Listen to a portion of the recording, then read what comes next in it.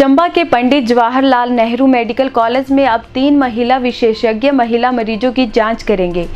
सोमवार को Chamba medical college में 2 विशेषज्ञों ने ज्वाइन किया। इसमें एक महिला और एक नेत्र विशेषज्ञ शामिल हैं। दोनों विशेषज्ञों के ऑर्डर प्रदेश सरकार ने हाल ही में चंबा मेडिकल कॉलेज के लिए किए हैं। इस बारे जानकारी देते हुए चंबा मेडिकल कॉलेज के प्रधानाचार्य डॉक्टर पुरुषोत्तम पुरी ने बताया कि चंबा मेडिकल कॉलेज में 2 विशेषज्ञों ने ज्वाइन किया है। एक और महिला विशेषज्ञ की सरकार से मांग की गई है। इसको लेकर जल्द अनुमति मिल सकती है। उन्होंने बताया कि मेडिकल कॉलेज में इससे पहले 2 महिला विशेषज्ञ सेवाएं दे रहे थे। अब 3 विशेषज्ञ होने से महिला मरीजों को और भी बेहतर स्वास्थ्य सुविधा मिलेगी। मुझे बताने में बड़ा हर्ष है कि पिछले कल 2 डॉक्टर्स ने मेडिकल कॉलेज चंबा में अपनी सर्विसेज देना शुरू की। उनमें से एक चिकित्सक स्त्री रोग विशेषज्ञ हैं और जो दूसरी हैं वो ऑप्थेल्मोलॉजी यानी कि आँख विभाग से संबंधित है। तो काफ़ी अरसे से चंबा निवासियों के लिए एक बहुत बड़ी प्रॉब्लम थी कि हमारे पास यहाँ स्त्री रोग विशेषज्ञ सिर्फ एक था, फिर 2 हुए हैं, अब तीसरे ने ज्वाइन कर लिया है और उम्मीद है हमने एक चौथे कैंडिडेट की भी रिकमेंडेशन बना के गवर्नमेंट को भेजा है। तो उम्मीद है कि बहुत जल्दी उनके भी ऑर्डर्स हो जाएंगे और वो ज्वाइन करेंगे। तो ये तो एक बात थी। इसी तरह एक और विभाग है जिसको कि शारीरिक रचना बोलते हैं, एनाटॉमी डिपार्टमेंट। तो उसमें भी कोशिश की जा रही है कि उसमें भी 1 या 2, एक की हमने ऑलरेडी संतुष्टि कर चुके हुए हैं और दूसरे का भी हम बहुत जल्दी एक और पोस्ट के लिए रिकमेंड कर रहे हैं। तो जो कि हमें mostly MCI point of view से ज़रूरत पड़ती है, बच्चों को मेनली वो पढ़ाने के काम आते हैं। तो वो एक हिस्सा था। और जहाँ तक कोविड-19 की बात है तो मैं ये बताना चाहूँगा कि अभी कुछ अरसे ये केसेस जो हैं ये बढ़ेंगे क्योंकि आमदोरफ्त जो है वो खुल गई है। जो रिस्ट्रिक्शन है वो काफ़ी हद तक ख़त्म हो गई है। लेकिन साथ के साथ मैं ये सचेत भी करना चाहूँगा कि जो दिशा निर्देश दिए गए हैं सरकार की तरफ से, खासकर सामाजिक दूरी बनाए रखना, हाथों को ठीक तरह से साबुन पानी से धोना, बीच बीच में सैनिटाइज़र का प्रयोग करना, मास्क लगाना, तो ये ऐसी चीज़ें हैं कि जिसको हम सभी को अनुपालना करनी होगी। अगर हम इस चीज़ की अनुपालना करेंगे या इसकी अवहेलना नहीं करेंगे तो हम काफ़ी हद तक कोरोना को कंट्रोल कर सकते हैं। नहीं तो ये जो वल्नरेबल ग्रुप है उसमें प्रॉब्लम्स बढ़ेंगी। और सबसे बड़ी बात ये है कि ये जो भी काम है इसमें जनता के सहयोग के बिना नहीं हो सकता। तो जनता को ये समझना है कि अगर वो इन दिशा निर्देशों का पालन करेगी तो कोरोना को हम कंट्रोल कर सकते हैं, नहीं तो मुश्किल होगा। जहाँ तक मेडिकल कॉलेज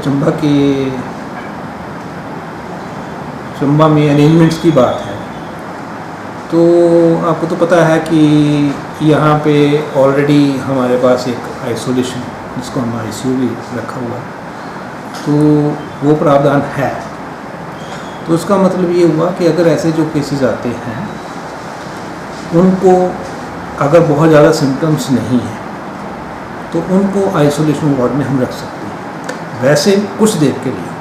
वैसे उनके लिए जो माइल्ड टू मॉडरेट केसेस जो हैं जिनमें लक्षण होते हैं ऐसे, उनका जो सेंटर रखा गया वो डलहौजी रखा गया, लेकिन जब तक उनकी रिपोर्ट नहीं आ जाती तब तक हम उनको सस्पेक्ट सोच के उनको कोविड पॉजिटिव मान के उनको आइसोलेशन में रखते हैं, और उसके बाद उनका जो भी उपचार करते हैं। और उसके बाद जब हमारे पास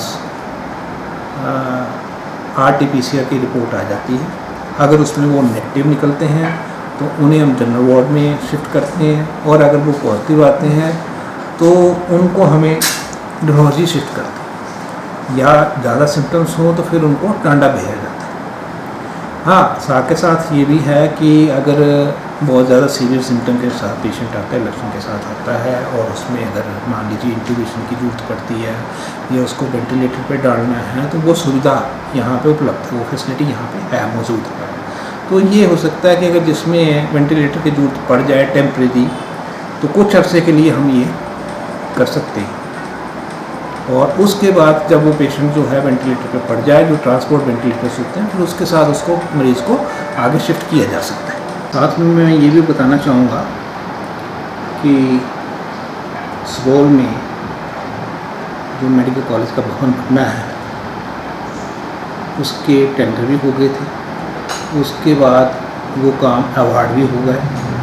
आलू वाले कंस्ट्रक्शन कंपनी हैं जिनको भी काम अवार्ड हुआ है, और यही वो कंपनी है जो हमीरपुर में भी कंस्ट्रक्शन करवा रही है, और साथ के साथ ये एम्स जम्मू में भी कंस्ट्रक्शन करवा रही है।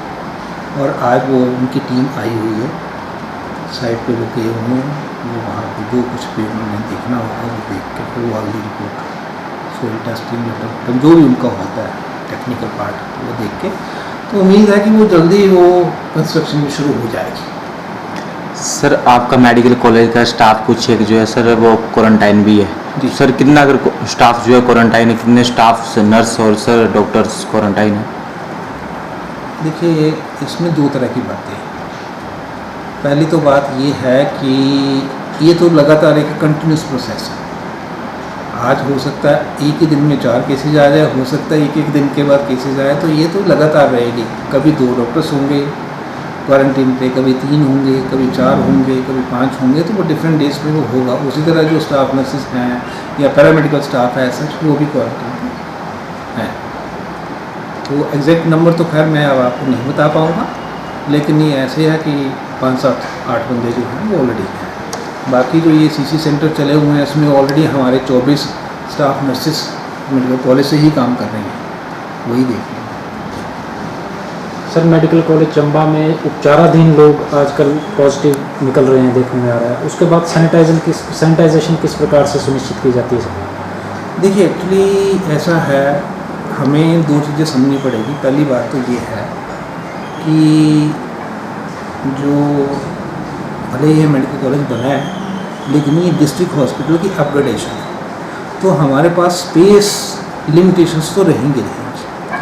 तो मैंने पीछे गया भी था और अस्पताल का निरीक्षण भी किया था, तो तब ये कहा गया था कि हम एट ए टाइम एक सेक्शन में पेशेंट रखेंगे और एक सेक्शन जो होगा वो खाली रखेंगे, कि इन केस अगर कहीं पॉजिटिव को केस आ जाता है और बाकी पेशेंट को शिफ्ट करना है तो उस सेक्शन को हम बंद कर देंगे, वहाँ पे सैनिटाइजेशन करवा देंगे, वहाँ पे जो फ्यूमिगेशन है वो करवा देंगे, और पेशेंट्स को दूसरे सेक्शन में भेज देंगे, दूसरे वार्ड का ही जो दूसरा हिस्सा है उसमें भेज देंगे, जो नहीं अलग कमरे।